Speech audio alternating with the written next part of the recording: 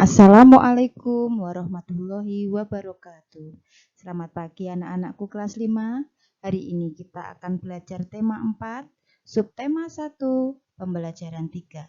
Mari kita mulai pelajaran kita hari ini.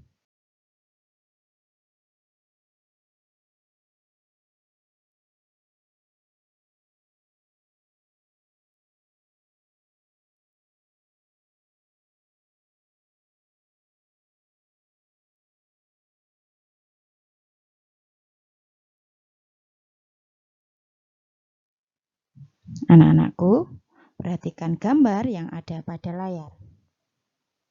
Warga masyarakat di tempat Edo sedang kerja bakti. Mereka membuat jalan setapak untuk masuk ke gang perumahan. Mereka juga bekerja bakti membersihkan lingkungan. Semua warga masyarakat ikut dalam kegiatan kerja bakti termasuk Edo. Kerja bakti membersihkan lingkungan merupakan upaya menciptakan lingkungan sehat. Dengan lingkungan sehat, warganya pun hidup sehat. Semua warga harus mengikuti kerja bakti karena kerja bakti merupakan kewajiban sekaligus tanggung jawab setiap warga masyarakat. Sebagai warga masyarakat, kita juga berhak untuk hidup di lingkungan yang bersih dan sehat. Apakah yang dimaksud dengan hak, kewajiban, dan tanggung jawab? Untuk memahaminya, lakukanlah kegiatan berikut ini. Nah, di sini apa yang dimaksud dengan kewajiban? Kita jawab bersama-sama ya. Kewajiban adalah sesuatu yang harus dilaksanakan. Kemudian hak. Apa yang dimaksud dengan hak? Hak adalah sesuatu yang dimiliki seseorang setelah melakukan kewajiban. Sekarang, apa yang dimaksud dengan tanggung jawab? Tanggung jawab adalah kesadaran akan kewajibannya. Anak-anak, kerja bakti yang dilakukan sekelompok warga masyarakat merupakan bentuk interaksi manusia dengan lingkungan. Apa yang dimaksud dengan interaksi manusia dengan lingkungan? Apakah akibat dari interaksi manusia dengan lingkungan? Apakah interaksi sosial dapat menimbulkan persatuan dan juga perpecahan? Untuk memahami hal ini, perhatikan gambar berikut ini. Ya, kalian perhatikan gambar berikut ini. Kalian simak baik-baik ya, kalian amati baik-baik. Nah, manusia hidup dalam lingkungan tertentu. Lingkungan adalah ruang yang ditempati oleh makhluk hidup dan benda tidak hidup.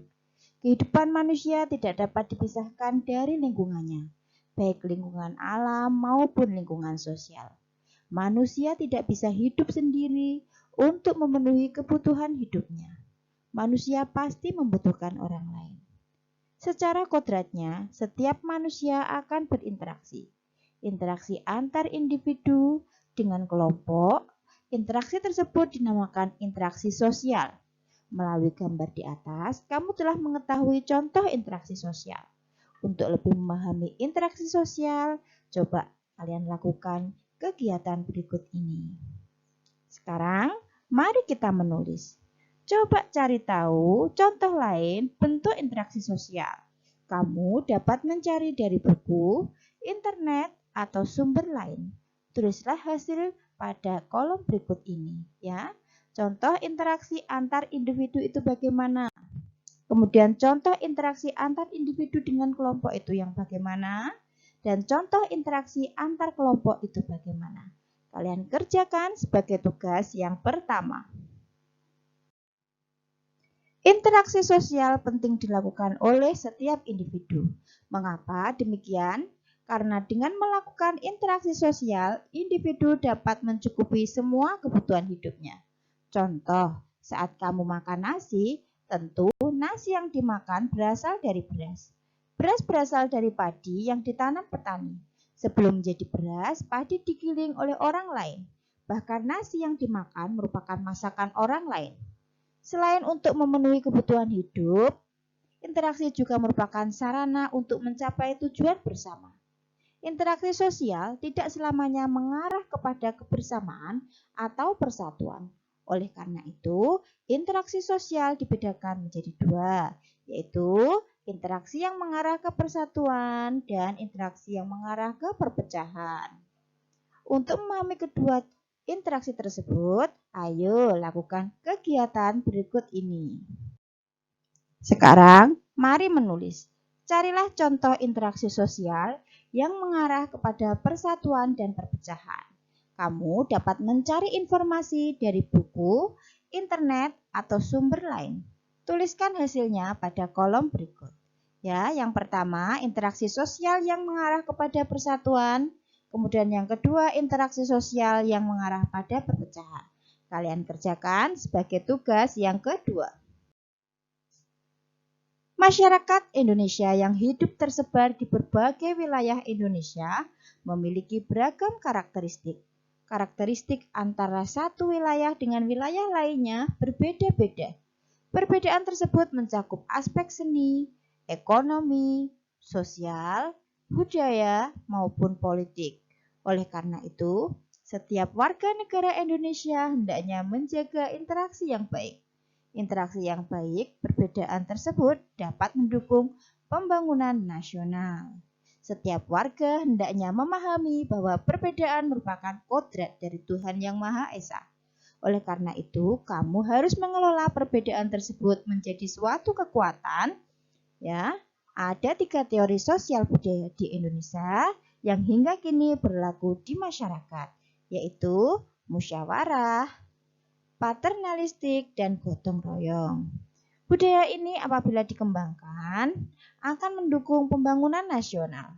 Selain itu, musyawarah, paternalistik, dan gotong royong juga akan mendukung ketahanan aspek sosial budaya yang tangguh. Untuk menambah pengetahuan, lakukan kegiatan berikut. Warga masyarakat Indonesia harus bertanggung jawab dalam meningkatkan pengalaman sosial budaya.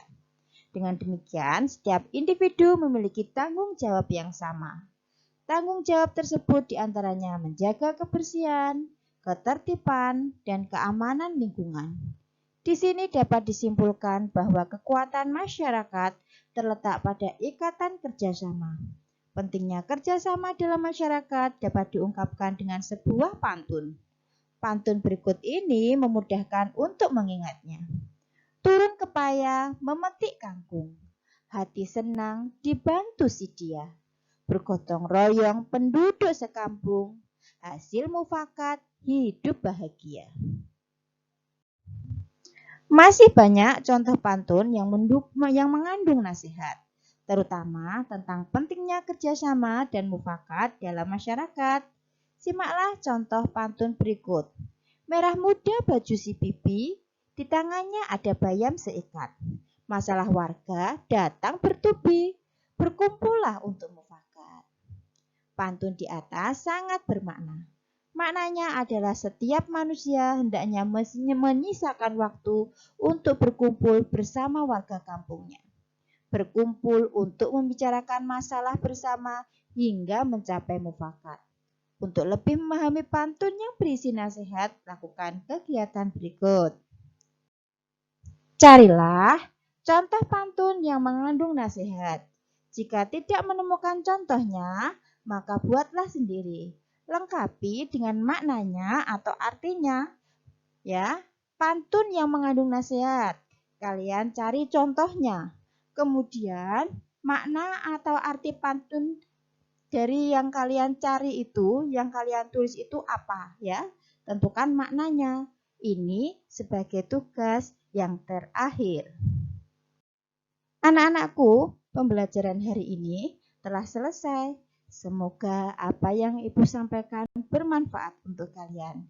Kurang lebihnya Ibu mohon maaf. Wassalamualaikum warahmatullahi wabarakatuh.